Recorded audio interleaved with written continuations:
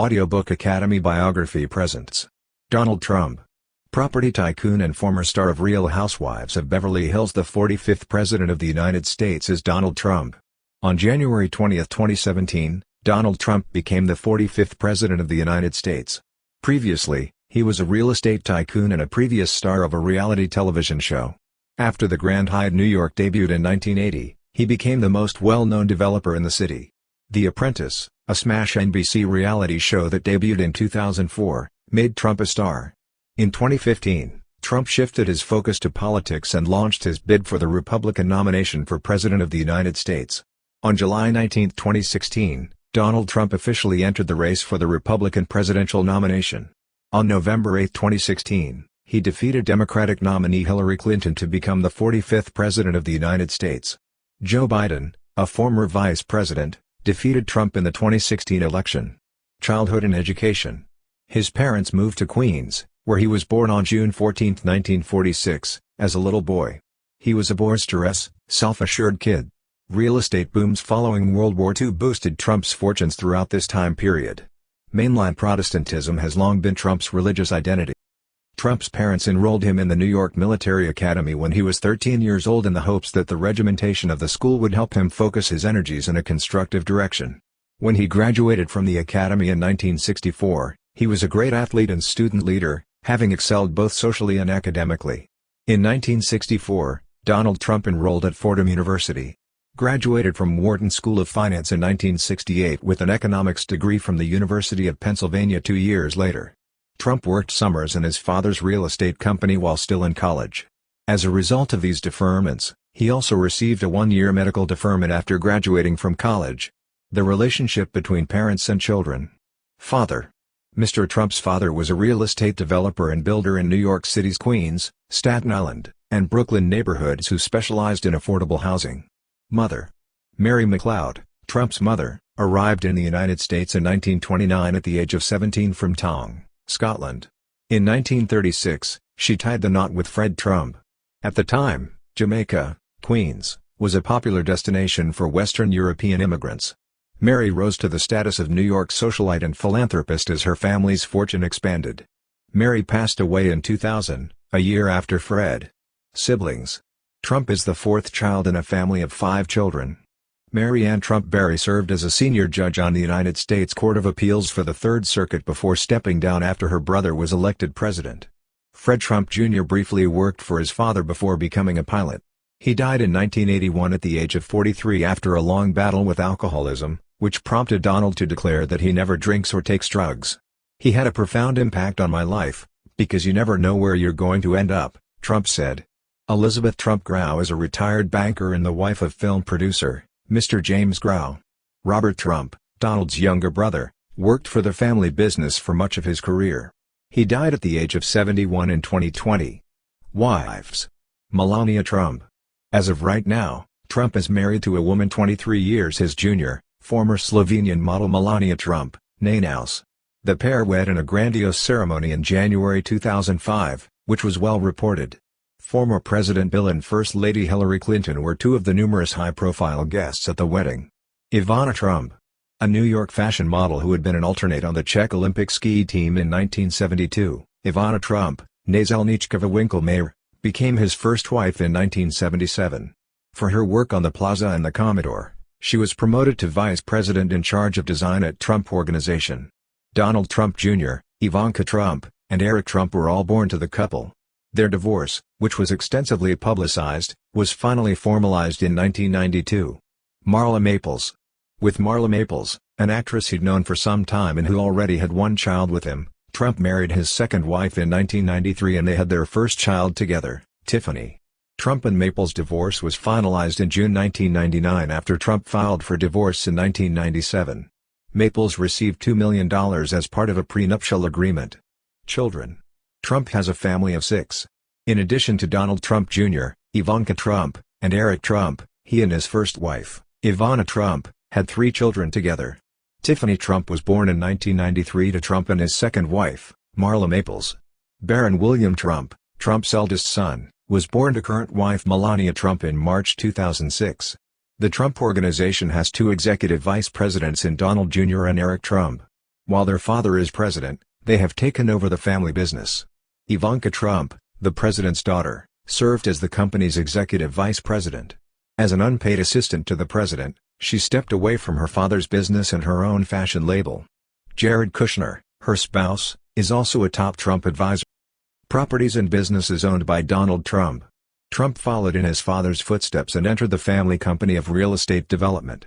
His businesses include Trump Tower, casinos in Atlantic City and television shows like The Apprentice and Miss Universe. The Javits Center and the Grand Hyatt New York are two of Trump's business partners, and he also has real estate projects in New York, Florida, and Los Angeles. Forms required by the federal government to disclose one's income. Approximately half of Trump's income comes from his Florida golf facilities, Trump National Doral and Mar-a-Lago. Other investments include aircraft, goods, and book revenues from The Art of the Deal and Crippled America, How to Make America Great Again. Negotiation is an art form. Trump and Tony Schwartz collaborated on a book called The Art of the Deal, which was published in 1987. In Trump's book, he explains how he has been able to secure lucrative commercial deals. The money isn't the reason I do it. No matter what happens, I'll be fine. Because I have to. As Trump put it, agreements are my art form. There is some controversy about how many copies of the book were sold. It has been reported that between 1 and 4 million copies were sold so far. In the aftermath of the book's release, Schwartz became an outspoken critic of Trump in the book itself, stating he felt sorrow for helping make the president more appealing than he is. Wealth. Throughout the years, Trump's net worth has been a topic of discussion in the media and among the public. In the absence of Trump's publicly filed tax returns, it is impossible to ascertain his wealth in the past or in the present because of this lack of transparency. The Office of Government Ethics revealed Trump's 2017 federal financial disclosure form, which valued Trump's businesses at least $1.37 billion. According to Trump's 2018 financial disclosure form, he earned at least $434 million in total in 2018. Trump estimated his personal wealth to be over $1.5 billion in 1990. Real estate was in decline at the time, decreasing Trump's empire's value and income. There were doubts about whether the Trump Organization could withstand bankruptcy because of the need for a significant inflow of financing. In some circles, Trump's downfall was seen as a symbol of many of the 1980s business, economic and social excesses. An analysis by the New York Times in May 2019 concluded that Trump's businesses lost money every year between 1985 and 1994. According to the New York Times, Trump's businesses lost $1.17 billion over the past decade. Later, Trump used Twitter to defend himself, calling the Times piece a very inaccurate fake news hit job. According to him, it is a common practice among real estate developers to disclose losses for tax purposes. Returns on taxes. Over the course of his 2016 presidential campaign, Trump's net worth was frequently questioned and he courted controversy by repeatedly refusing to release his tax returns while the Internal Revenue Service was auditing them. During the election, he did not release his tax returns, and he has not done so to date. Since Richard Nixon's win in 1972, no major party presidential candidate had withheld this kind of material from the public before an election. After the 2018 midterm elections, Trump was again urged to reveal his tax returns after the Democrats secured control of the House of Representatives.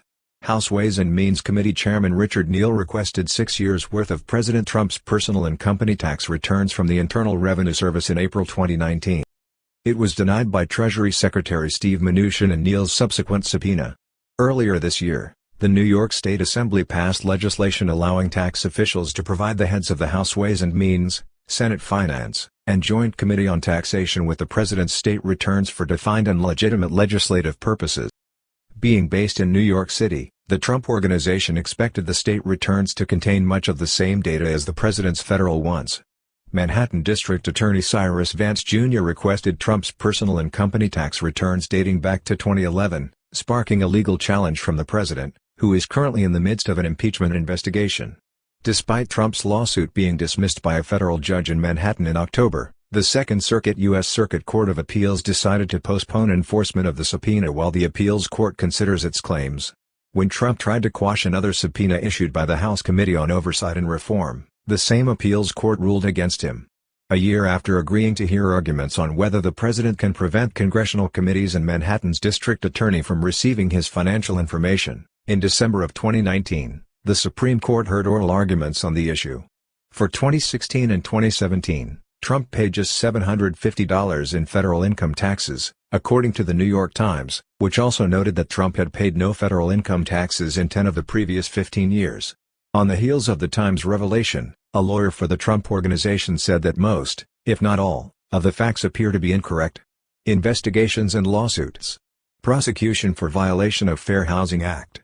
During the Civil Rights Act of 1968, the Fair Housing Act, the federal government filed a complaint against Trump, his father, and their company, saying that they had discriminated against residents and potential tenants based on their race. In 1975, the issue was finally resolved after a lengthy legal battle. The Trump Organization was required to teach personnel on the Fair Housing Act and notify the neighborhood about its fair housing practices as part of the deal. According to Trump's 1987 autobiography Art of the Deal, when the government couldn't establish its case, we ended up paying a modest payment without admitting any guilt. Trump University, a for-profit university founded by Donald Trump in 2005, offers courses in real estate and wealth management. At the time of his presidential campaign in 2015, the venture was still the subject of many lawsuits. It has been under scrutiny since its inception. Claimants in the lawsuits accuse Trump of defrauding them, as well as of false advertising and contract breach. As part of a series of tweets, President Trump claimed that a federal judge assigned to 2 class action lawsuits because of his Mexican ancestry could not be impartial. Donald Trump agreed to pay $25 million to settle 3 of the claims on November 18, 2016, even though he had earlier vowed to take the subject to trial. Donald Trump's shocking reversal and huge triumph for the victims of his bogus institution have been described by New York Attorney General Eric Schneiderman in a statement. Foundation. Afterwards, it was announced that Florida Attorney General Pam Bondi had decided not to join the existing New York fraud litigation against Trump University. The Donald J. Trump Foundation, which was established in 1988 as a private charity with the express purpose of making grants to charitable organizations, had just a few days before given her a large campaign donation. A report in November 2016 that Trump had Bondi on his short list of potential attorney general candidates. Trump had to pay the IRS a penalty and his foundation was investigated for the use of its funds for non-charitable purposes as a result of the illicit payment to Bondi's campaign. Tax records show that since 2008, the Trump Foundation has received no charity contributions from Trump himself, and all donations have come from outside sources. Following his admission that he misused the foundation's funds to promote his campaign and pay off debts, Trump was compelled to pay $2 million in penalties, and the organization was forced to shut down. Political party. As of right now, Trump is registered as a Democrat. In the last 3 decades, he's changed parties multiple times. Trump first registered as a Republican in 1987 before switching to independent status in 1989. Trump's first presidential campaign was on the Reform Party platform in 2000. He switched to the Democratic Party in 2001. To be eligible for consideration as an independent candidate in the following year's presidential election, Trump registered as an independent in 2011, but had rejoined the Republican Party by 2009. Mitt Romney's 2012 presidential campaign brought him back to the Republican fold, and he's never left. Clinton versus Trump in the 2016 presidential race. Donald Trump became the Republican Party's official candidate for president in the 2016 election against Hillary Clinton. In a surprise upset on November 8, 2016, he won the majority of the Electoral College votes despite the predictions of pollsters and the media. As the 45th President of the United States, Donald Trump was elected despite his narrow loss in the popular vote to Hillary Clinton by over 2.9 million votes. After one of the most divisive presidential campaigns in U.S. history, blue-collar and working-class Americans saw Trump's election as a resounding rejection of establishment politics. "I swear to every citizen of our land that I will be president for all Americans," Trump said in his victory speech.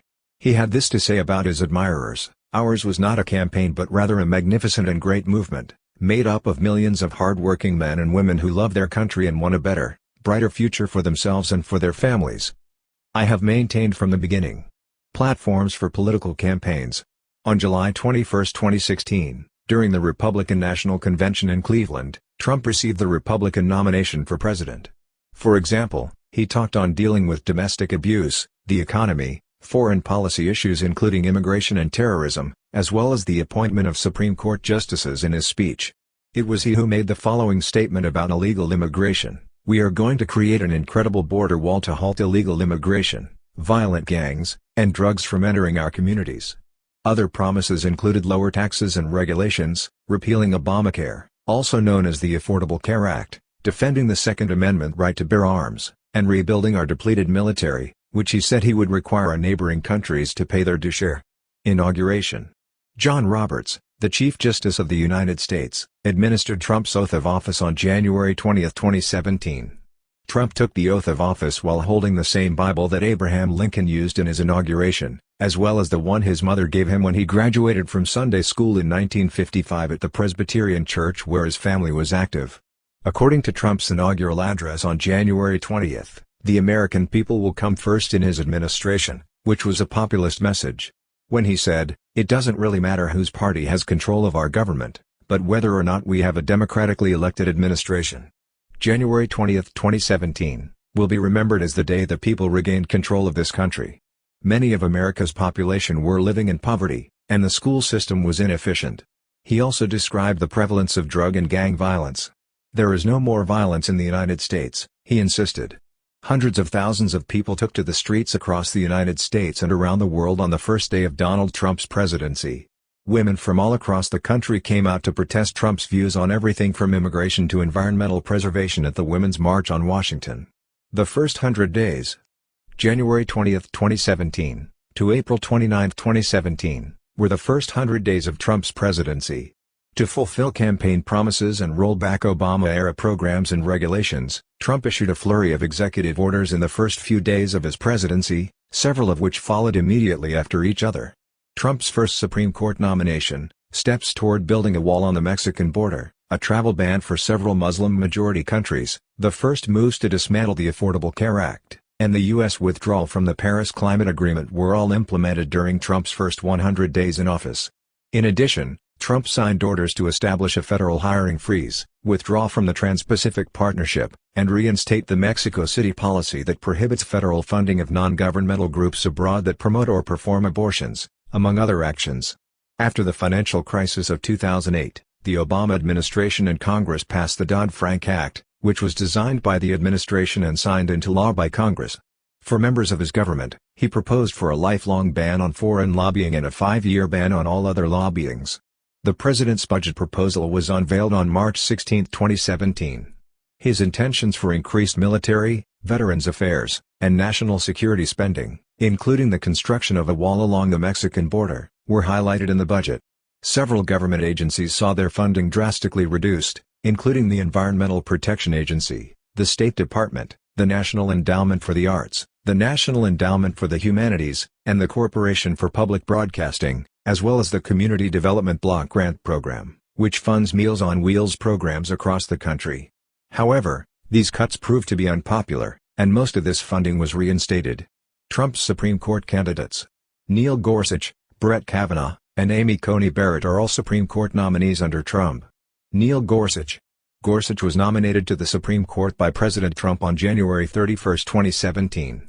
Denver's 10th Circuit U.S. Court of Appeals has a 49-year-old conservative judge who was appointed by George W. Bush. Byron White and Anthony Kennedy served as Judge Gorsuch's clerks during his time at Columbia, Harvard, and Oxford.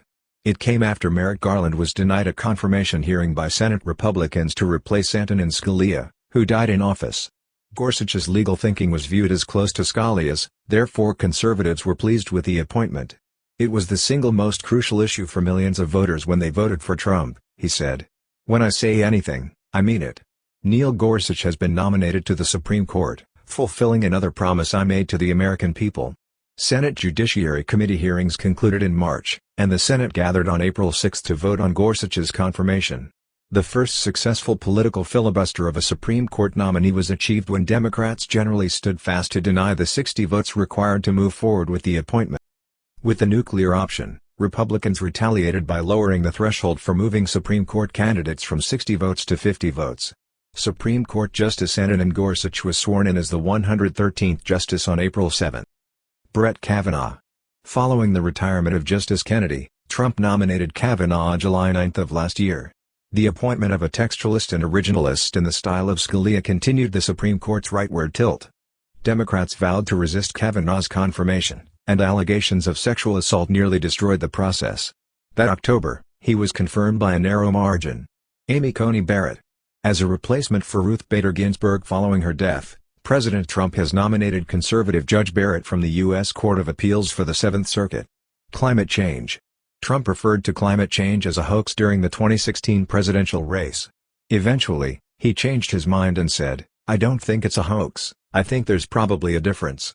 However, in an interview with Fox News in October 2018, Trump accused climate scientists of having a political agenda and indicated that he was unsure that people were responsible for the rise in global temperatures. After 13 federal agencies prepared the fourth National Climate Assessment in November 2018, they concluded that climate change would be devastating for the U.S. economy, if left to its own devices. "I don't believe it," Trump told reporters. Climate change was allegedly a major topic of conversation during Trump's meeting with Prince Charles in June 2019. Speaking to British TV journalist Piers Morgan, Trump said the following in an interview: "It is my opinion that the weather is changing, and I believe that it affects both directions." Formerly known as global warming, it was renamed climate change when that didn't work, and now it's known as extreme weather. On ITV's Good Morning Britain, Trump said the United States today has among the cleanest climates there are based on all statistics, rebuffing Prince Charles' call for the U.S. to do more to tackle climate change. Climate Accord of Paris.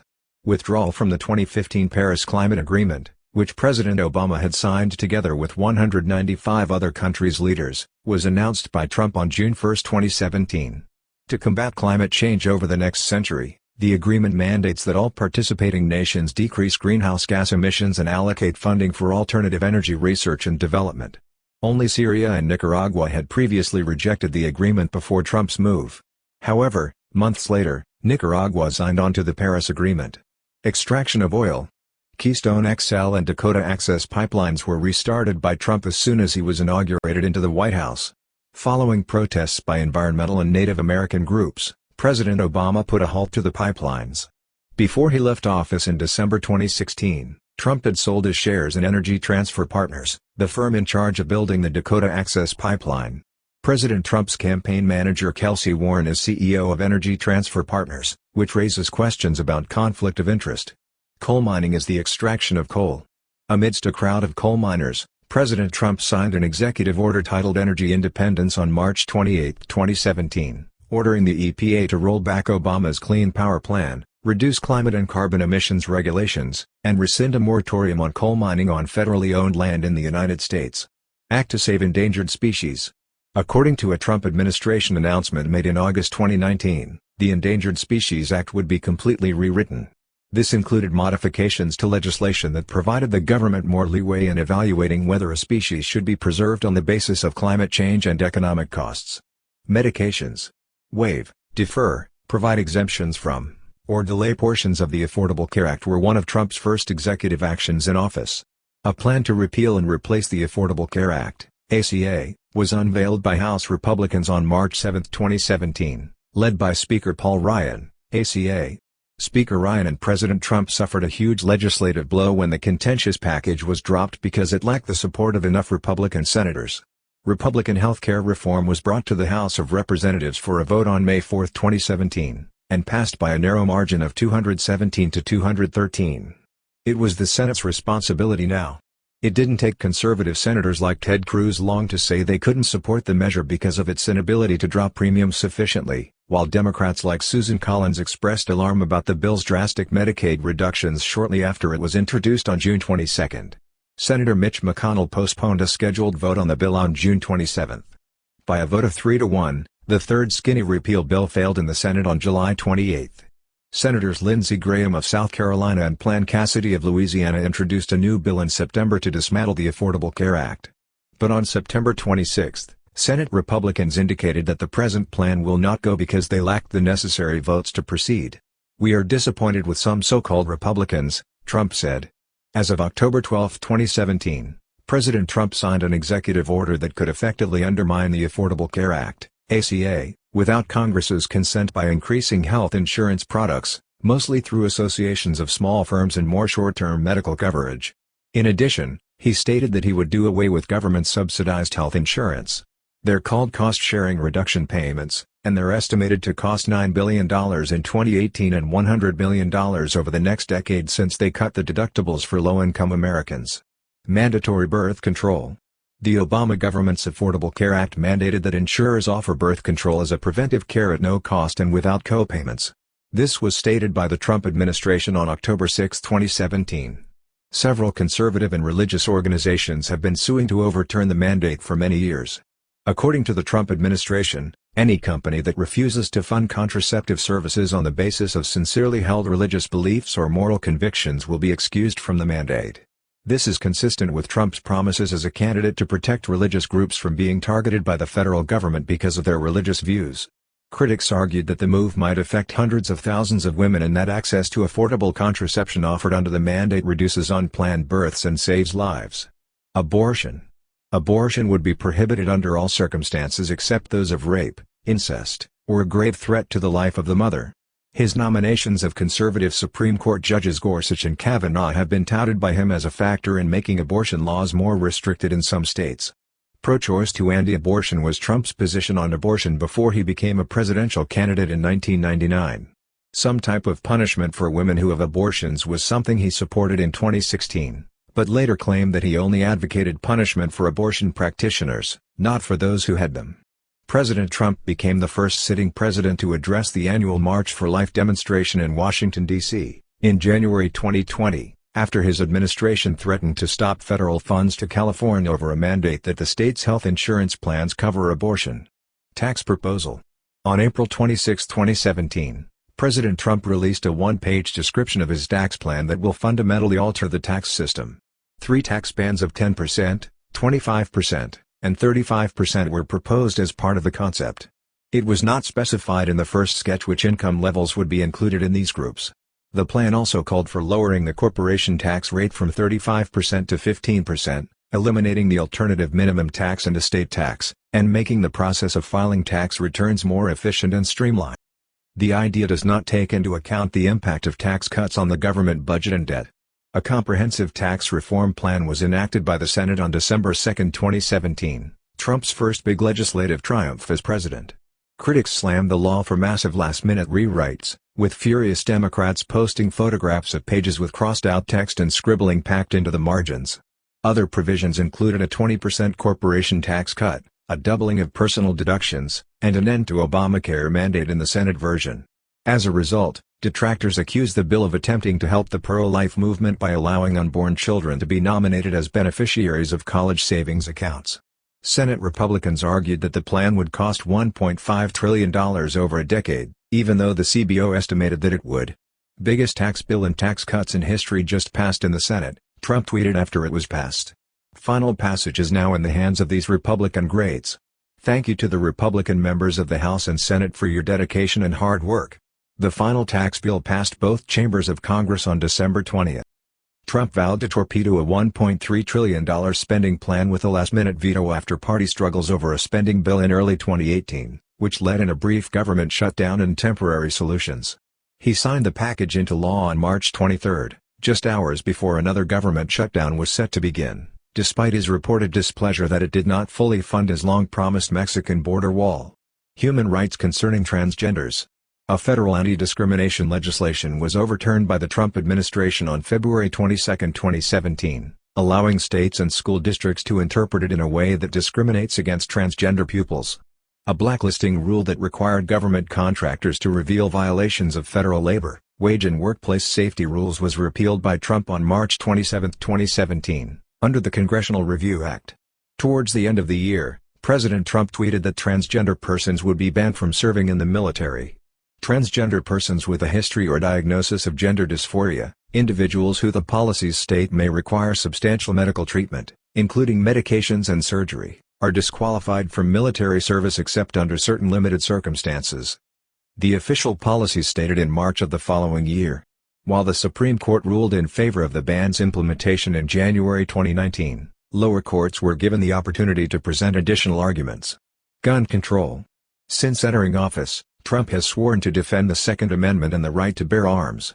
At the NRA's annual meeting in 2019, he promised to veto legislation passed by the House of Representatives in February that would have strengthened background check. Trump, on the other hand, has indicated that he is open to considering a variety of policies aimed at limiting the availability of guns. After a horrific shooting at a Las Vegas music festival left 58 people dead in October 2017, his administration also outlawed bump stocks.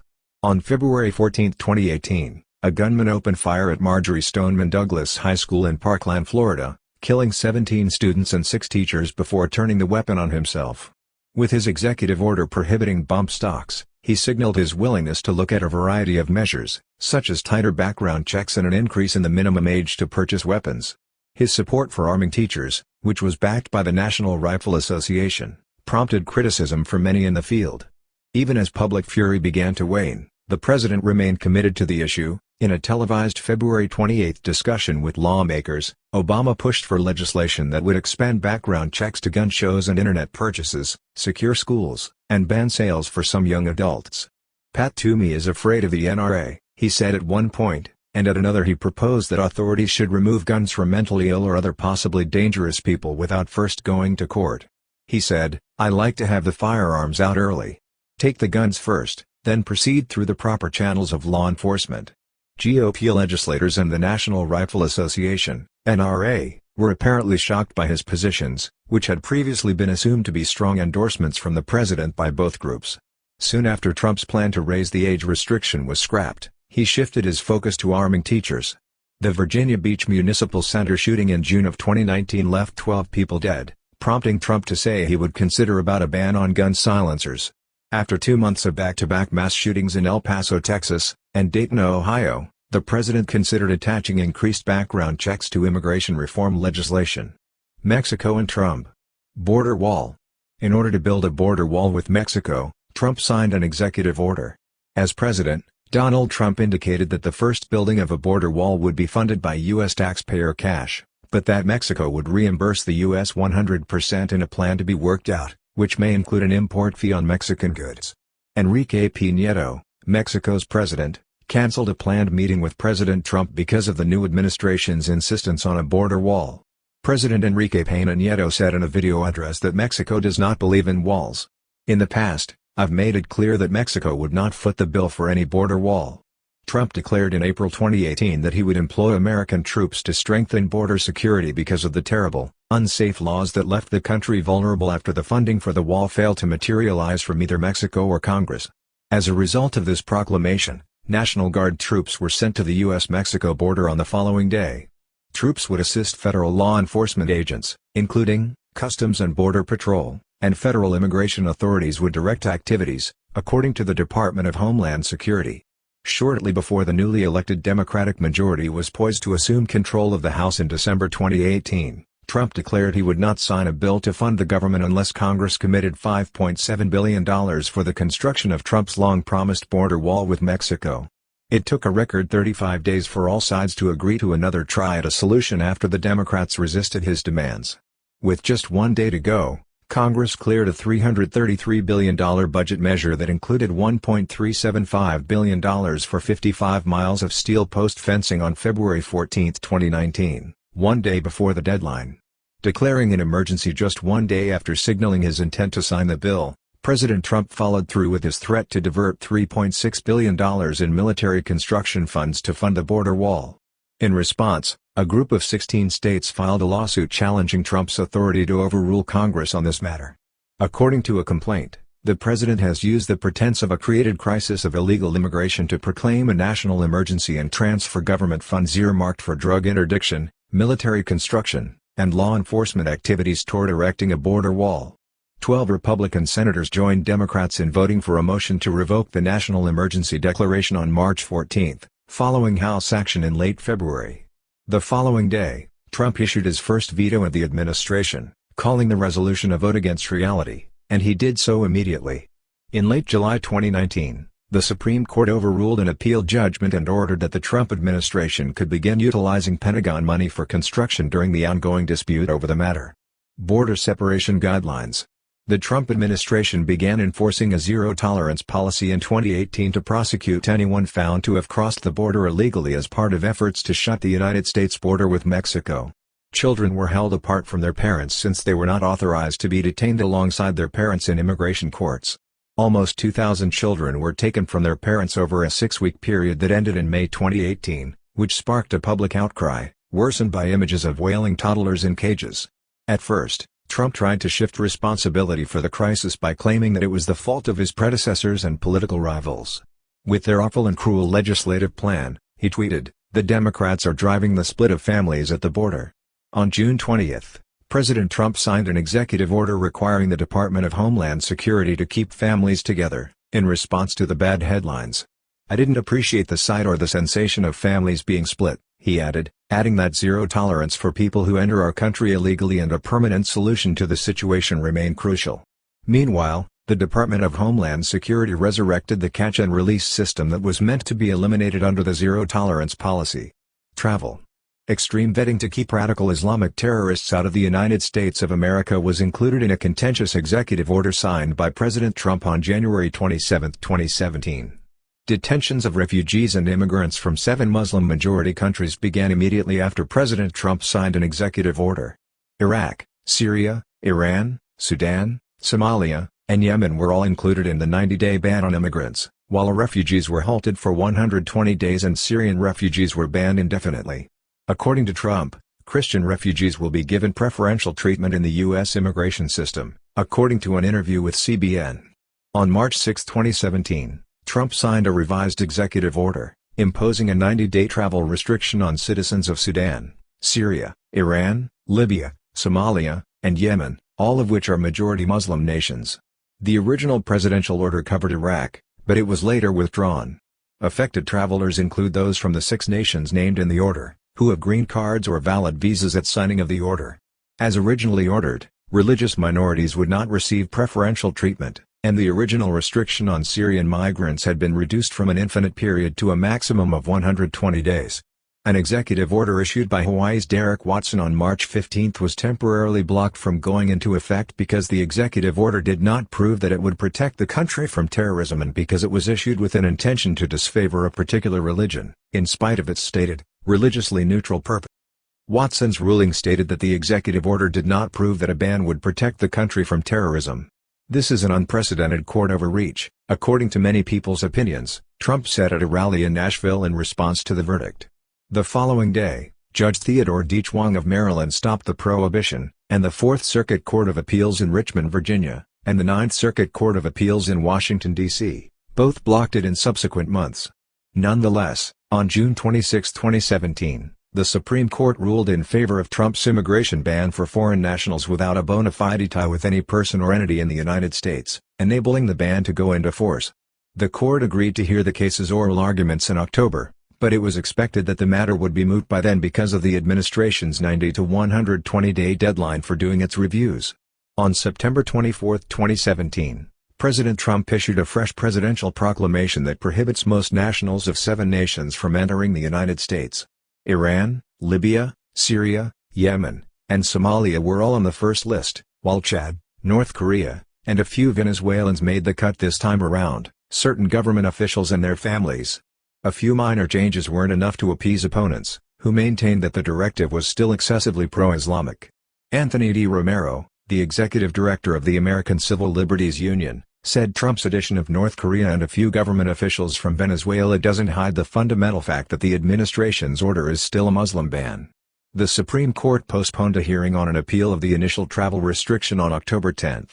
Trump's latest travel ban was put on hold by a judge in Hawaii on October 17, the day before it was scheduled to go into effect, because the order was a poor fit for the difficulties of sharing of public safety and terrorism-related information that the president specifies.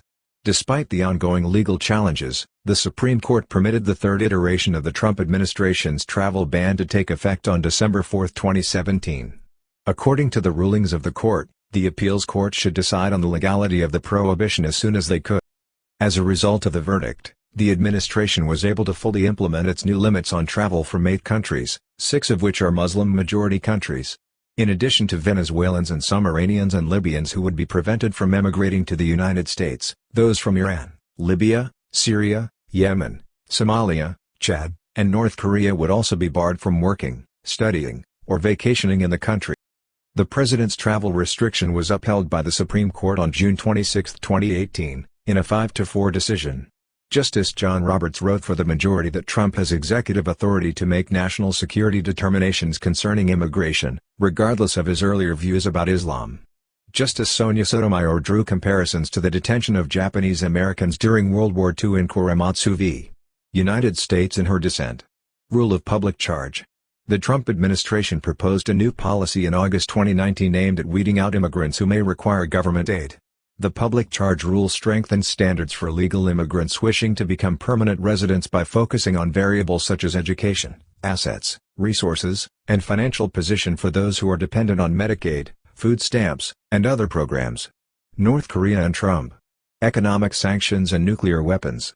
The success of North Korea's miniaturized nuclear warhead, which fits inside its missiles, was confirmed by intelligence analysts in the early days of August 2017, taking the country one step closer to becoming a nuclear power.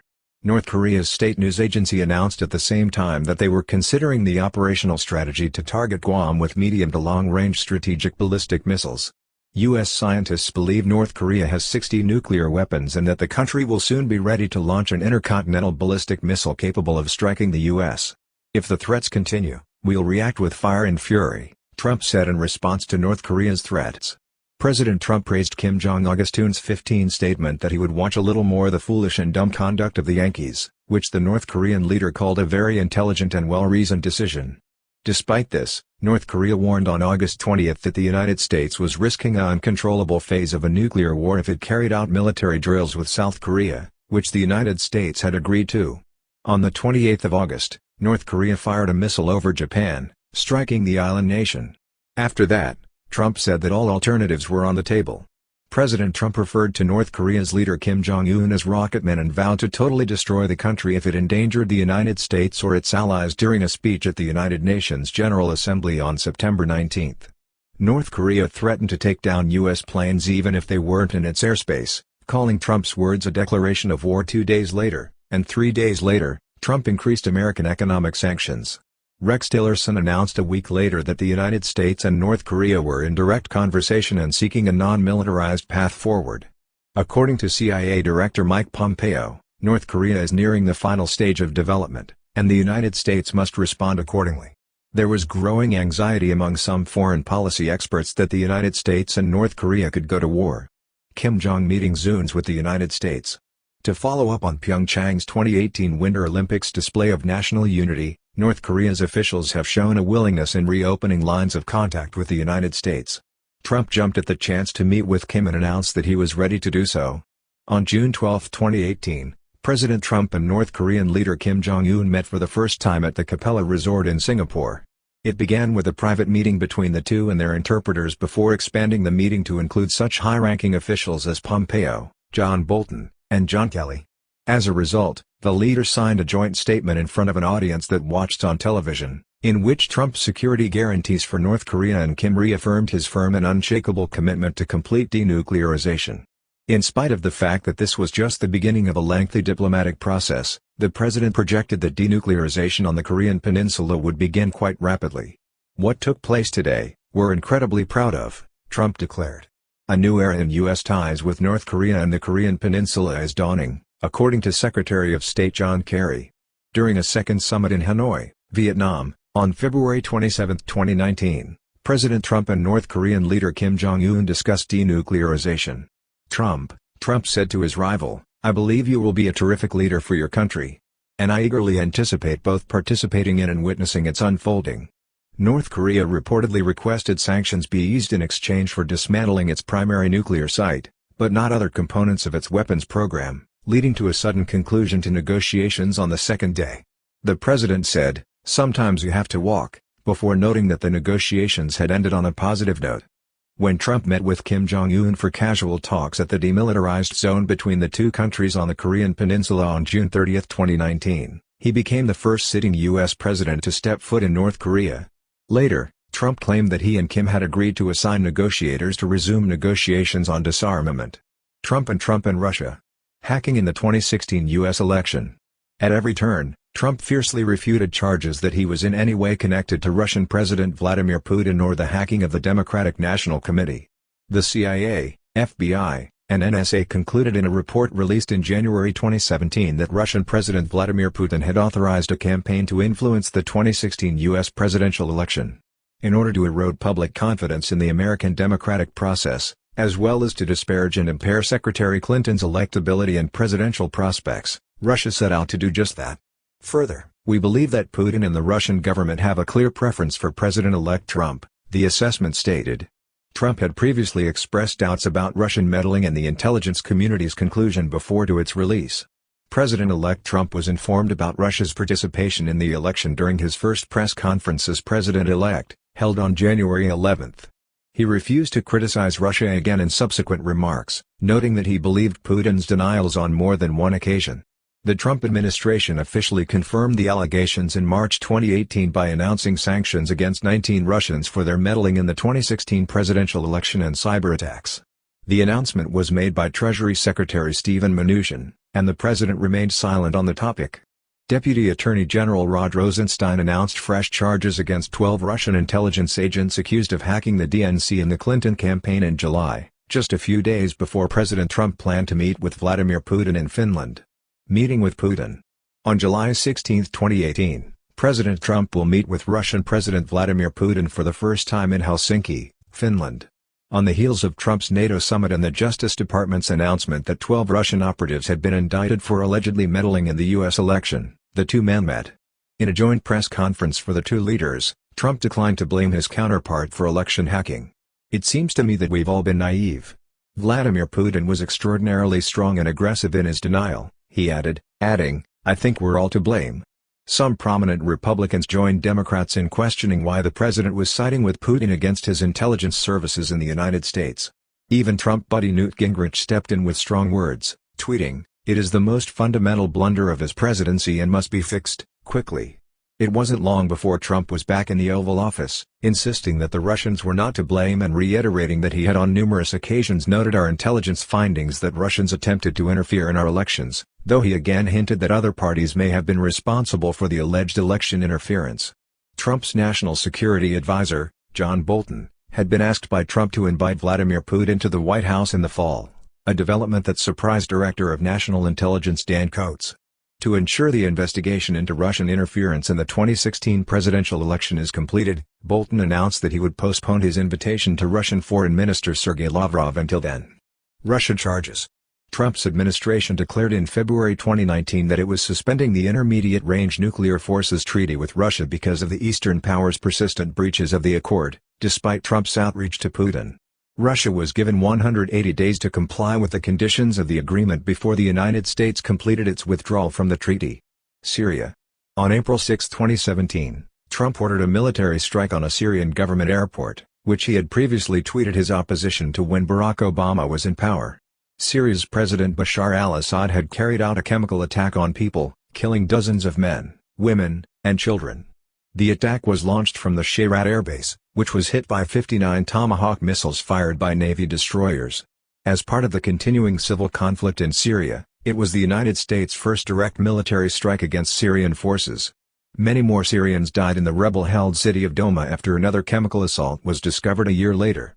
Despite Syria and Russia's insistence that the crisis was the result of terrorists' hoax, Trump was having none of it. Regardless of how many missiles are launched against Syria, Russia promises to shoot them all down. "The Russians are coming, and they're going to murder you," he wrote. "You shouldn't be partners with a gas-killing animal that kills his people and enjoys it." The United States joined forces with the United Kingdom and France early on the morning of April 14, 2018 to launch a series of synchronized strikes against Syria. 2 chemical weapons installations and a scientific research center were among the targets of this year's operation, which was larger than the one in 2013. After the mission, President Trump tweeted, "Mission accomplished," to congratulate his military friends for their efforts. U.S. soldiers were to be pulled out of Syria in December 2018, but Trump changed his mind when it was claimed that the action would largely benefit Syrian President Bashar al-Assad and his government's main supporter Russia. Following a reversal in October of that year, President Obama ordered the withdrawal of American forces from northeast Syria to make way for an upcoming Turkish military operation that could threaten American-backed Kurdish rebels. To the outrage of his critics once more, President Obama once again used Twitter to make his case for leaving Syria and letting other countries in the region sort out the situation. He also threatened to take strong action against Turkey if it did anything off bounds. It wasn't long before President Trump declared sanctions against Turkey for their military offensive, which was endangering civilians, jeopardizing regional security and stability. Abu Bakr al-Baghdadi's has been confirmed. The Islamic State's leader, Abu Bakr al-Baghdadi, was killed in a daring American commando assault in Syria in late October 2019. The president claims that the militant leader was pursued to the end of an underground tunnel before detonating a suicide vest, whimpering and wailing and screaming all the way. Critics have argued that the American military presence and intelligence assistance from Kurdish friends played a role in the mission's success because of the dispute surrounding the departure of troops from the region. Trade war. A Commerce Department inquiry concluded on March 1, 2018, and Trump announced tariffs of 25% on steel imports and 10% on aluminum imports. While trying to renegotiate new contracts, he provided temporary exclusions. South Korea and several South American countries have signed new agreements to limit their metal shipments as a result of his moves. China, the European Union, and the countries bordering China have failed to reach agreement on a range of issues. The administration made the announcement in late May that it was going to implement all tariffs. Responses from the European Union, Canada, and Mexico were swift and harsh. The United States was met with a cold response at the G7 summit in Quebec in June, as Canadian Prime Minister Justin Trudeau condemned Trump's unacceptable conduct and French President Emmanuel Macron threatened to isolate the United States from the Group of Seven. To make headlines on his way out, Trump made it clear he would not sign the seven-nation communique and took jabs at Canadian Prime Minister Justin Trudeau on Twitter as he made his way out of the meeting. At the NATO summit in Brussels, Belgium, in July, Trump once again slammed friends, accusing Germany of being captive to Russia because of its dependency on Russian natural gas, and then slamming Theresa May for her handling of Brexit. The president's declaration that the administration would pay up to $12 billion in emergency relief funding for U.S. farmers was an attempt to avoid the political ramifications of a potentially costly trade war. A new $16 billion agriculture aid package was announced by the administration in the summer of 2013. China. To punish China for its unfair trade practices, the Trump administration announced in April 2018 that it would be imposing a 25% tariff on more than 1,000 Chinese-made products. To facilitate negotiations, he provided temporary exemptions from certain of the rules. Ending in May, he implemented a tariff on $34 billion worth of Chinese imports, which took effect in July. In May 2019, President Trump granted the go-ahead to hike tariffs on $200 billion worth of Chinese imports to 25%. Trade between China and the United States increased as the two countries worked to finalize a new agreement. If trade negotiations between the U.S. and China continue to stall, President Trump suggested that another $300 billion worth of Chinese goods would be taxed. Previously, Trump had used the threat of tariffs to secure further border security measures from Mexico. Before deciding to postpone another 5% increase in October, President Trump had announced a 5% increase in late August and promised another 5% increase by the end of the month. A final agreement on intellectual property, financial services, and agriculture will take between 3 and 5 weeks to implement, according to the president in October when the extremely substantial Phase 1 deal was struck with China. By the middle of January 2020, China had agreed to buy an additional $200 billion in American goods over the next 2 years and to stop manipulating currencies and stealing intellectual property from the United States. Taiwan. One of the largest purchases of U.S. tanks and military equipment in recent years was announced by Trump in June of this year. China's relationship with the United States was further strained by the action. The United States is Taiwan's main armaments supplier, which might assist deter a Chinese invasion of Taiwan in the future. The United States does not formally recognize Taiwan, a de facto sovereign island that the Communist Chinese government intends to retake, with force if necessary, under its rule. The United States has expressed worry over China's treatment of Taiwan as a counterweight in the region. U.S. naval ships began sailing through the Taiwan Strait as an act of defiance against China in 2018, to the displeasure of Chinese leaders. Israel and Jerusalem's recognition. On December 6, 2017, Trump declared that the United States had officially recognized Jerusalem as Israel's capital and that the American embassy in Tel Aviv would be relocated there. Until now, the United States had refrained to take sides in the fight over Jerusalem's territorial rights, which had raged for decades. According to Trump, the action was a long overdue measure to advance the peace process, and that it would be folly to expect that repeating the exact same formula would suddenly achieve a different or better result, as he pledged during the election season. He also made it clear that the action would not interfere with any two-state solution suggestions. It was welcomed by Benjamin Netanyahu, but not so much by France, Britain, and Germany, which termed it disruptive to the peace process and a threat to Israel's security. President Mahmoud Abbas said the United States could no longer be regarded a mediator in the Middle East after Saudi Arabia, Turkey, Jordan, Egypt, and Lebanon all voiced their displeasure. The United Nations General Assembly voted 128-9 on December 21 to urge that the United States withdraw its formal recognition of Jerusalem. Australia and Canada did not participate in the formal vote because they felt it was too politically charged. At the World Economic Forum in Davos, Switzerland, in January 2018, Trump sought to rebuild connections with American allies after sending Vice President Mike Pence to mediate with Arab leaders in the Middle East. The Vice President congratulated Israeli Prime Minister Benjamin Netanyahu on his meeting with Vice President Mike Pence and thanked British Prime Minister Theresa May for refusing to meet with him. It was stated in November 2019 by the Trump administration that it no longer regards Israeli settlements in the West Bank to be unlawful under international law. A few weeks later, the president made an executive order to combat anti-Semitism on college campuses in an attempt to gain Jewish support. Judaism is a race or nationality and a religion, hence the Education Department has the authority to withhold money from colleges and educational programs accused of anti-Semitic behavior. President Trump unveiled his bargain of the century for a two-state solution in January 2020. According to his idea, Jerusalem would remain Israel's capital, with the east of the city being the capital of the Palestinians and Israel being given the ability to expand settlements in the West Bank. Palestinians reacted angrily to the suggestion, labeling it the slap of the century. During Trump's visit to the Middle East in September 2020, he presided over a signing ceremony for agreements with Israel, Bahrain, and the United Arab Emirates, normalizing relations with Israel. Iran. Trump declared in May 2018 that he was removing the United States from the Iran nuclear agreement negotiated by his predecessor and reimposing sanctions on the Middle Eastern country.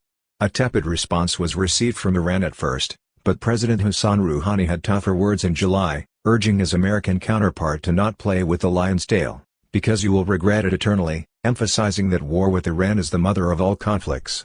Never, ever threaten the United States again or you will face repercussions the likes of which few throughout history have ever felt before, Trump wrote in an all-caps tweet to Rouhani. We, as a nation, will no longer tolerate your maniacal incitement to murder and death. Take care. Disputes erupted in April 2019 when the Trump administration decided to end economic exemptions granted to 5 nations that had previously been allowed to buy Iranian oil. These countries were China, India, Japan, South Korea, and Turkey. The United States holds Iran responsible for a series of attacks on oil tankers near the Strait of Hormuz. Iranian forces shot down an American drone in contested airspace in June of this year. Before deciding to impose further penalties, Trump stated he was just minutes away from authorizing a strike in retaliation. Following the death of an American civilian contractor in a rocket attack on an Iraqi military facility in late December, the United States launched military operations against an Iranian-backed militia. After demonstrators breached the U.S. Embassy in Iraq's exterior wall in retaliation, President Trump ordered a drone strike that killed Iran's top security and intelligence leader, General Qasem Soleimani. Travel restrictions to Cuba. Trump imposed travel restrictions to Cuba in April 2019 to put pressure on the communist country's leadership to modernize and stop supporting Venezuelan President Nicolas Maduro. There will be no more private or public ships or planes allowed to visit Cuba under the Trump administration's new policy announced in June 2019. The popular people-to-people educational travel exemption will no longer be available in the United States. Using one of the remaining 11 travel exemptions, tour groups may be able to get past the prohibition. Travel to Cuba from the United States will be severely restricted following Trump's announcement of fresh restrictions in September of that year. Following decades of détente between the two countries, President Obama eased travel restrictions to Cuba, resulting in a short-lived tourist boom to the region. Rally in Charlottesville. To protest the removal of a statue of Confederate Commander Robert E. Lee, white supremacists in Charlottesville, Virginia, held a Unite the Right event on August 12, 2017. In the minds of some who wanted to remove the statue, it was a symbol of white supremacy, while others who opposed it were concerned about erasing history. In addition to members of the Ku Klux Klan and white nationalists, former KKK leader David Duke informed the media that the demonstrators were going to fulfill the promises of Donald Trump to take our country back. Violence erupted as counter-protesters arrived and the event escalated into an all-out brawl. At least 19 people were injured and one person was killed when a car driven by a guy who looked to be marching earlier that day with neo-Nazis in a CNN photo slammed into the gathering. White supremacists were not singled out by Trump in his remarks that day. Instead, he criticized hatred, racism, and violence on many sides. Trump delivered a speech at the White House 2 days after he was criticized for not denouncing hate organizations. Racism is a morally repugnant practice. When it comes to the KKK, neo-Nazis, "White supremacists, and other hate groups, they're crooks and thugs," he said. "And they're abhorrent to everything we hold dear as American citizens," he added. However, on the same day, Under Armour CEO Kevin Plank and Merck CEO Kenneth C. Frazier resigned from the President's American Manufacturing Council in response to the events. Ken Frazier of Merck Pharma resigned from President's Manufacturing Council, which means more time to lower rip-off drug prices, Trump said in a tweet. "I think there is guilt on both sides," Trump told reporters the following day. After a meeting with Republican Senator Tim Scott of South Carolina on September 15, President Trump issued a statement defending his comments. "You also have some pretty terrible people on the other side if you look at what's going on, especially in light of the arrival of Antifa. And that's what I meant to say. In order to protect themselves against neo-Nazis and white supremacists, Antifa protesters sometimes resort to violence." Trump and Obama. The birther. Trump began questioning the legitimacy of Obama's birth country in early 2011. Barack Obama finally revealed his birth certificate in April 2011 in order to put an end to the fervent clamor from birtherists. Regardless, Trump remained an outspoken critic of President Obama's policies, not just his birthplace. To make matters worse, during his presidential campaign, Trump claimed that President Obama's birth certificate had anything to do with the death of Hawaii's state health director, who died in an aircraft accident from cardiac arrhythmia in 2013. "I have my own perspective on Obama," Trump said on CNN in 2016, when he was beginning to secure the Republican nomination for president. "I'm going to write a book someday." Following pressure from his advisors, Trump delivered a statement later in the fall. President Barack Obama was born in the United States, period. President Barack Obama was born in America, period. However, he also accused Hillary Clinton and her team, as well as his adversary, for stoking the birther debate. Allegations in surveillance. During a series of tweets issued on March 4, 2017, Trump claimed that former President Obama had wiretapped Trump Tower's campaign headquarters before the election. Director of the FBI James Comey requested that the Justice Department publish an official statement rejecting Trump's allegation, while the White House requested that Congress conduct an investigation. Senators from both parties on the Senate Intelligence Committee indicated on March 16 that the president's assertion that Trump Tower had been wiretapped was unsupported by facts. According to FBI Director James Comey, he had no information to corroborate those tweets, and "We have examined closely inside the FBI when it came to wiretapping." During Comey's testimony, he revealed that the FBI was looking into Russian interference in the 2016 presidential election, as well as any ties or cooperation between Trump campaign members and the Russian government. Trump and Comey. When Trump fired FBI Director James Comey on May 9, 2017, the investigation into alleged collusion between Trump aides and Russia to affect the outcome of the election was in full swing. When asked about the president's reasoning, Sessions and Rosenstein both indicated that Comey should be fired for the way he handled the investigation into Clinton's use of a private email server while she was Secretary of State. When Comey's firing was announced, opponents compared it to President Nixon dismissing Special Prosecutor Archibald Cox in the 1973 Saturday Night Massacre, which ultimately led to Nixon's resignation from office. Every American will rightfully assume that the decision to terminate Director Comey was part of a cover-up, Democratic Senate Minority Leader Charles Schumer told reporters. Later, Trump told White House reporters that he fired Comey because he wasn't doing a good job, and he told Lester Holt in an NBC News interview that his decision was not exclusively based on the recommendations of Sessions and Rosenstein. Despite the advice, President Trump informed CNN's Holt that he would sack FBI Director James Comey. A week after Comey was fired, The New York Times reported that Trump had urged Comey to end the investigation into former National Security Advisor Michael Flynn. This caused fresh controversy. "I hope you can see your way clear to letting this go, to letting Flynn go," President Trump reportedly said to FBI Director James Comey the day after Flynn resigned. "His character is admirable. You should be able to move on with your life, I hope." In a statement, the White House rejected this claim. On the 8th of June, Comey appeared before the Senate Intelligence Committee, which had been eagerly awaiting his arrival. He accused Trump of lying to the public about the nature of his tenure and dismissal, stating that he believed he was fired to influence the FBI's investigation into Russia's influence in the 2016 presidential election. Inquiry into Donald Trump by Mueller. A special counsel was appointed by Deputy Attorney General Rosenstein on May 17, 2017, to lead the investigation into Russian interference in the 2016 presidential election and any Trump campaign ties.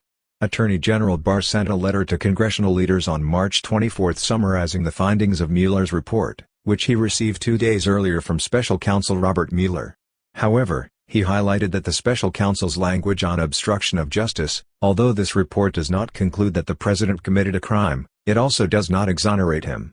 He added that there was no proof of collaboration between the Trump campaign and Russian agents. The president nonetheless claimed victory, calling the 22-month probe a legal takedown that failed. Former Trump campaign chairman Paul Manafort and associate Rick Gates were indicted by special counsel Robert Mueller on counts of tax fraud, money laundering, and foreign lobbying violations on October 30, 2018. He admitted to lying to the FBI on December 1 and claimed to be collaborating with Mueller's team. Earlier this year, reports circulated that Mueller was interested in speaking with Trump regarding his firings of FBI Director James Comey and National Security Advisor Michael Flynn, among other things. The president said he was looking forward to it when asked if he agreed with the proposal. Days later, the New York Times reported that Trump had tried to remove Mueller in June, but backtracked after the White House counsel objected. Earlier this month, President Trump gave the green light to a House Republican document summarizing the FBI's efforts to acquire a warrant to wiretap former Trump campaign aide Carter Page. Memo claims that the FBI and DOJ relied on material from an infamous dossier, whose author was paid by the Democratic Party to dig up dirt on Trump, according to the memo. Representative Nancy Pelosi, Democrat California, argued that the memo omitted crucial details to give the impression that the FBI was biased against Trump and so undermine the credibility of the Bureau's role in the Mueller investigation. Trump's interactions with Manafort and his understanding of the June 2016 meeting at Trump Tower held by his oldest son were among 4 questions Mueller intended to ask Trump in April, according to a list acquired by the New York Times in April. Finally, the president did not meet with Mueller in person, but instead provided written responses to questions. Finding no collusion, but obtuse language on obstruction, Mueller's report was released in March of this year. After the redacted version of the report was released, the controversy over whether Barr was trying to shield the president from congressional investigation didn't go away. Trump used executive privilege to prevent the release of the full report in May 2019. The House Judiciary Committee decided to recommend that the House impeach the Attorney General, Stormy Daniels, and Donald Trump. Trump's alleged mistress Stormy Daniels, who goes by the stage name Stephanie Clifford, is said to have signed a non-disclosure agreement soon before the 2016 election. During an interview on Jimmy Kimmel's Late Night Show earlier this year, Daniels played coy when asked about the Wall Street Journal's coverage of the incident. It wasn't until February of this year that Trump's longtime personal lawyer, Michael Cohen, admitted to paying Daniels $130,000 from his own pocket, but he didn't disclose what the payment was for. Daniels finally spoke up about the matter in March, claiming that Trump never signed the non-disclosure agreement.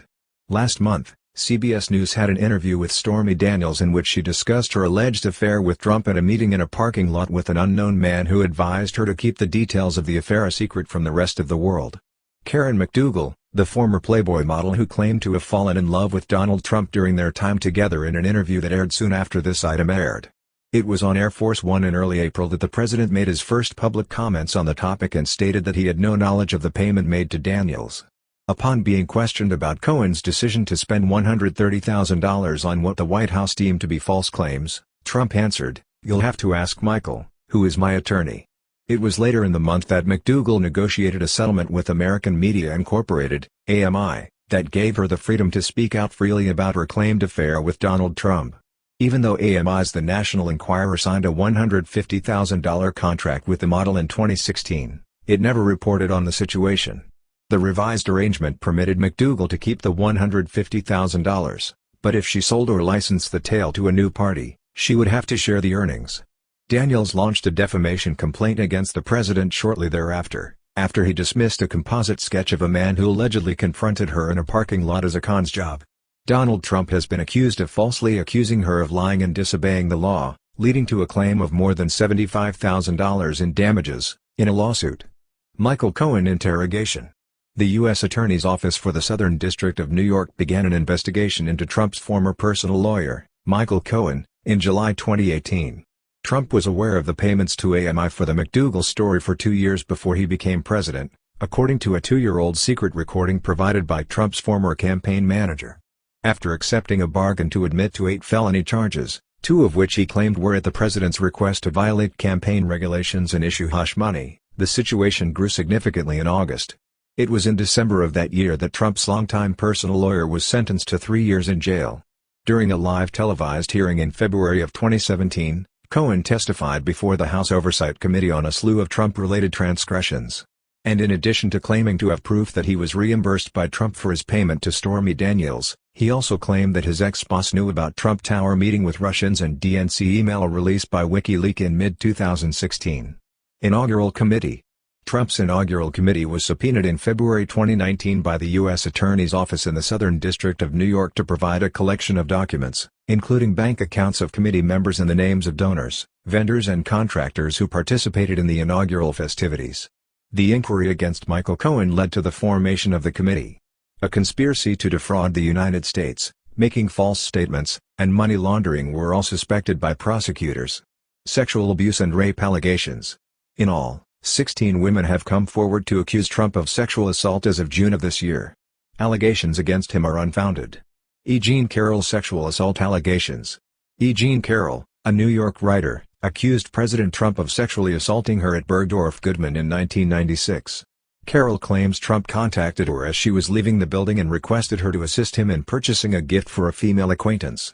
According to Carroll's testimony, he led her upstairs to the lingerie area, pinned her in the dressing room, removed her tights, and sexually abused her. A friend of Carroll's, Lisa Birnbach, was called to the scene of the alleged assault, and Carroll described the incident to her. As reported by the New York Times, Birnbach claimed that she told Carroll that she had been raped and advised him to notify the authorities. In the days that followed, Carroll confided in TV anchor Carol Martin, who counseled her to keep quiet. Carroll admits that she ultimately blamed herself for entering the changing room with Trump in the first place. Carroll's alleged rape was never publicly publicized until her memoir, What Do We Need Men For?, was published in 2019. In anticipation of the book's release, a New York Magazine story featured an excerpt. In the beginning, Trump claimed that he had never met Carroll. "I have no idea who she is," he responded when confronted with a photograph of the two shaking hands. "It's all a lie." Controversy over Access Hollywood.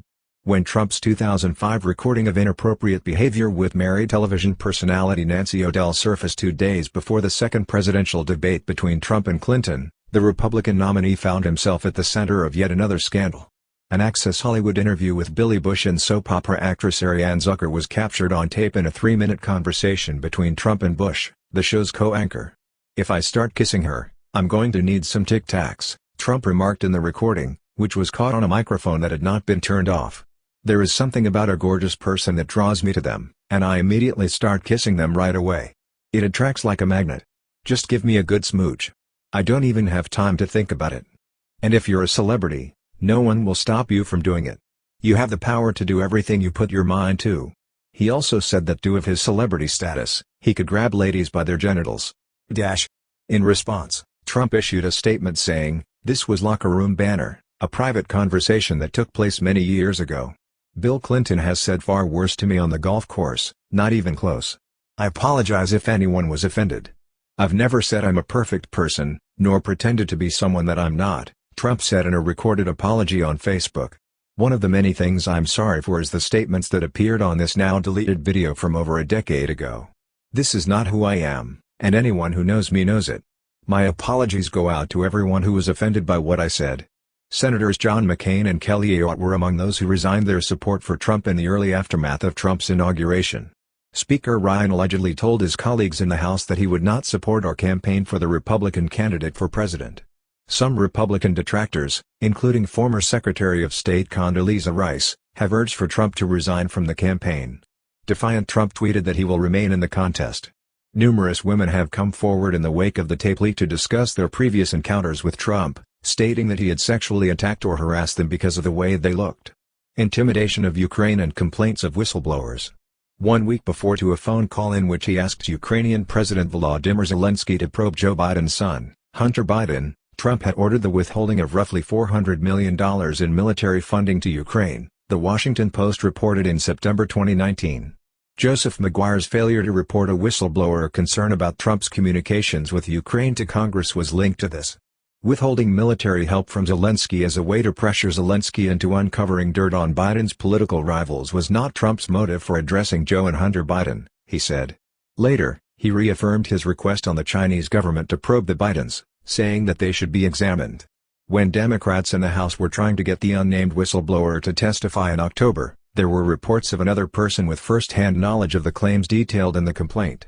Despite orders from the State Department, acting U.S. Ambassador to Ukraine William B. Taylor, Jr. disregarded investigators and shared his recollections of events, corroborating the claims of a quid pro quo.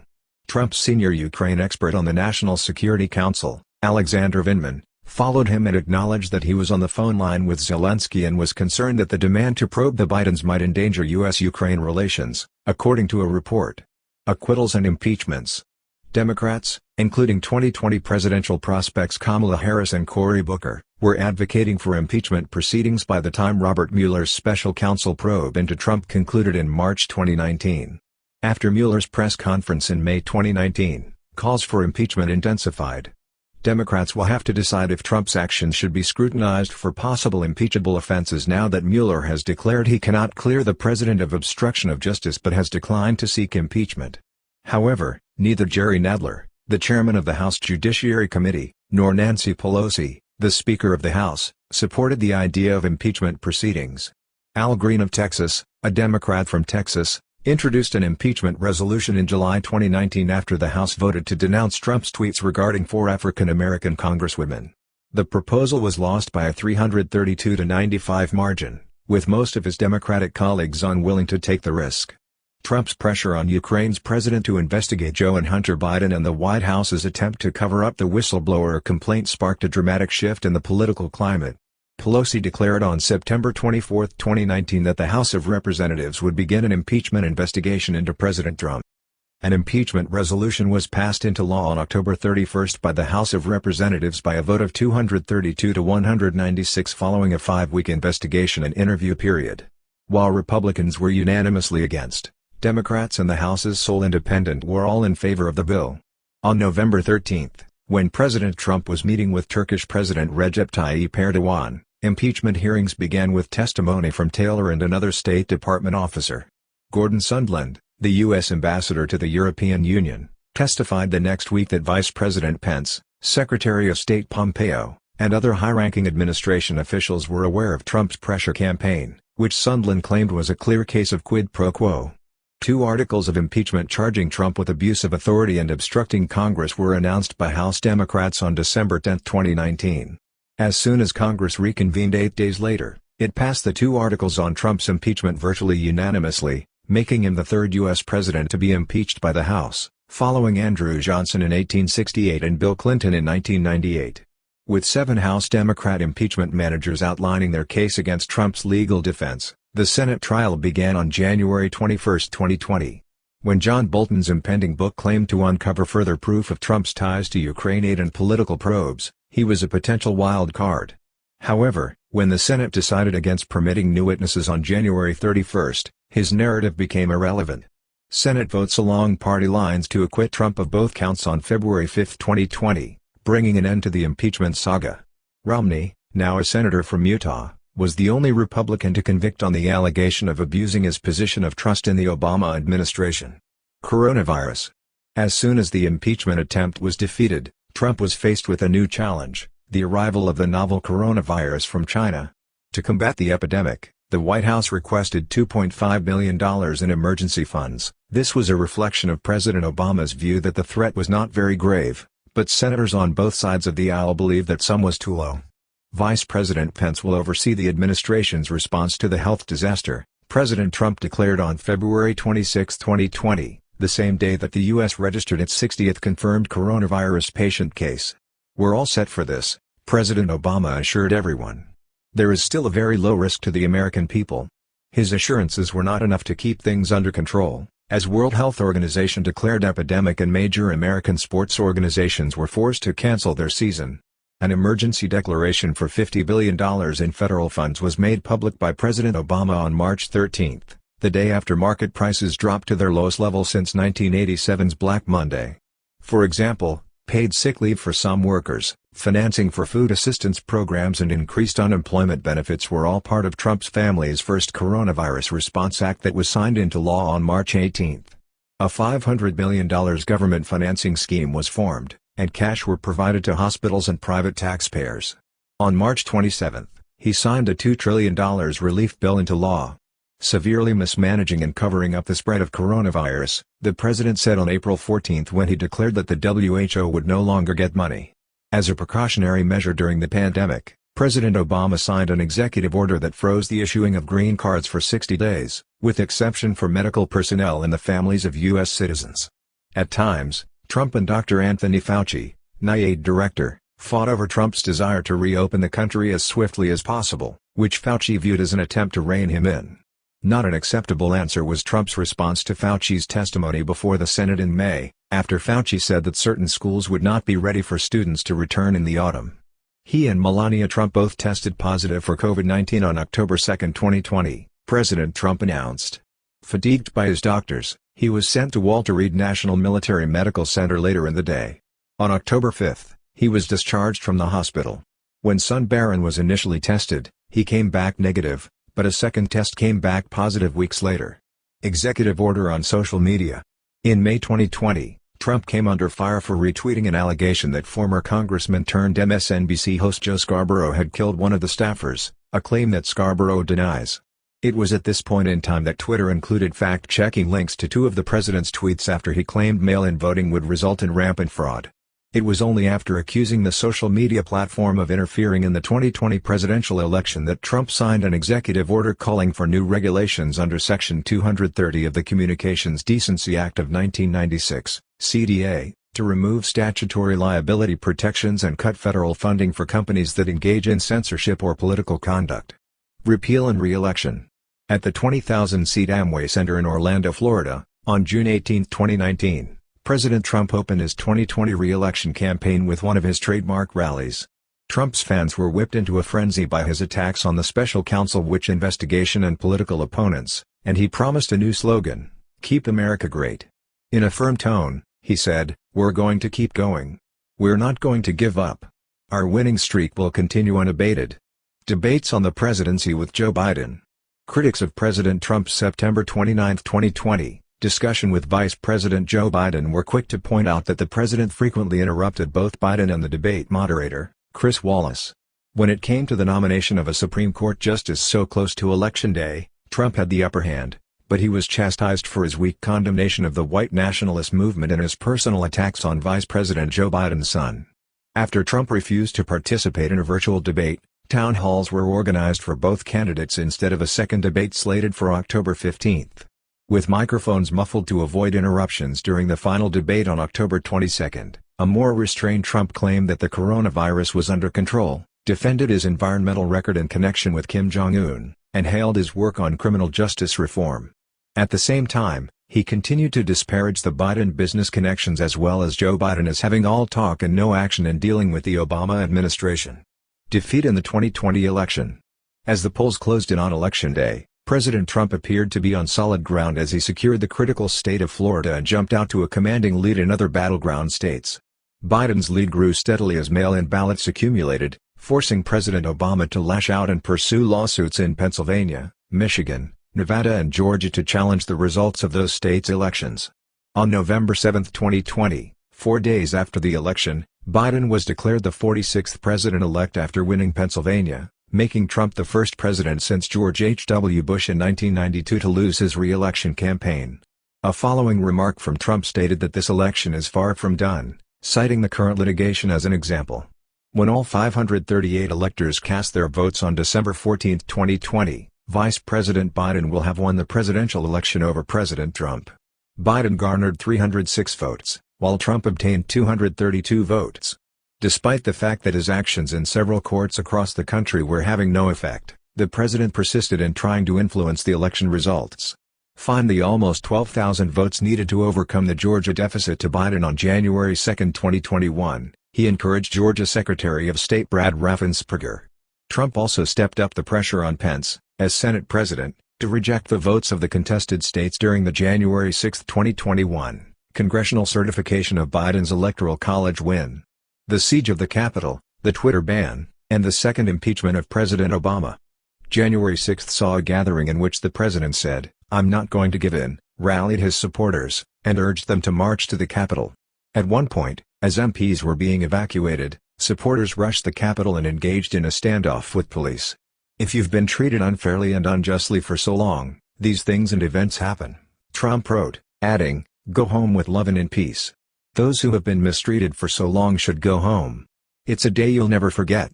6 hours after the turmoil that saw 4 deaths, more than 50 arrests, and a declaration of a public emergency, law officers took back control of the complex. As soon as Congress reconvened, some members continued to express their dissatisfaction with the election results far after midnight. Vice President Pence officially declared Biden the winner of the election at 3:40 a.m. on January 7. A statement made shortly after the riots momentarily shut down Trump's social media accounts said, "Even if I fundamentally disagree with the outcome of the election and the facts back me out, still there will be an orderly transition on January 20th. A video Trump uploaded on Twitter later that day addressed the heinous attacks on Capitol Hill and also admitted defeat. "As a result of the difficult election campaign that just concluded, feelings are running high. But now the situation needs to be calmed down. We have to get back to business," he remarked. As a result, the results are now officially recognized by Congress. The 20th of January will mark the beginning of a new era for the country. "My primary concern right now is ensuring a flawless handover of power. A time of healing and reconciliation is needed at this time." There was a follow-up tweet from Trump saying he will not be at Biden's inauguration. Trump's Twitter account was momentarily shut off on January 6. He was permanently banned from Twitter just 2 days later, and several other social media companies, including Facebook and Instagram, followed suit. It was on January 13 when a majority of the House of Representatives decided to impeach President Trump for a second time for inciting insurrection. On February 13, the Senate voted 57-43 to exonerate President Trump of obstruction of justice. Send-off remarks. On Trump's final day in office, January 19, 2021, he produced a farewell video. 4 years ago, I arrived in Washington as the only outsider ever to win the presidency. As a builder, I had spent most of my career looking out at the open sky and contemplating endless possibilities. I decided to run for president because I believed that the United States of America had many unexplored peaks just waiting to be reached. In the nearly 20-minute speech, he stated, "I knew the potential for our nation was infinite as long as we put America first.